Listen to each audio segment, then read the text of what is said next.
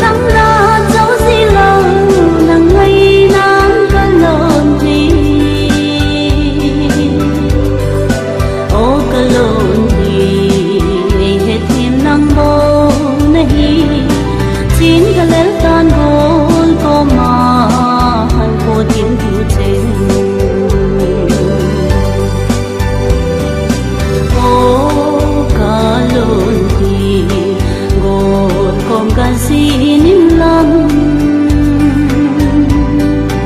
lung má cả thốt nát thôi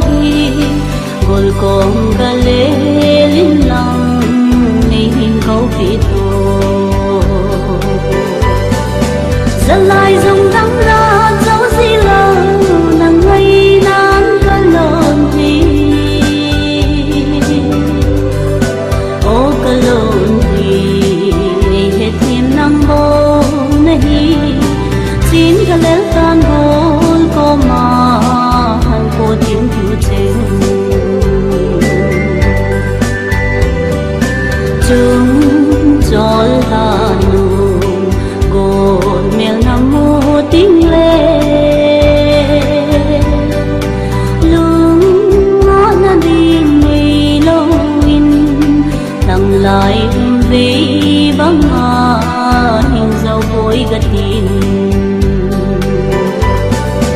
dân lại dòng đắng ra dấu gì lâu nàng ngây nắng cả lộn gì ô cả lộn hết thêm năm bố này chín cả lẽ tan gôn có mà hàn cô tiếng cứu trên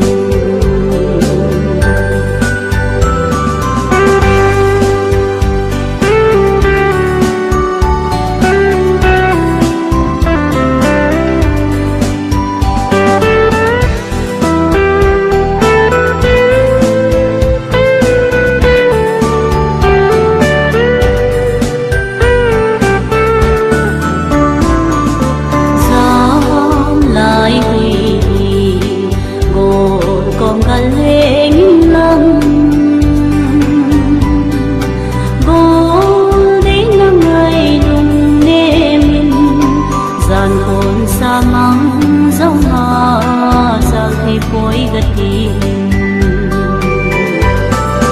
dân lại dòng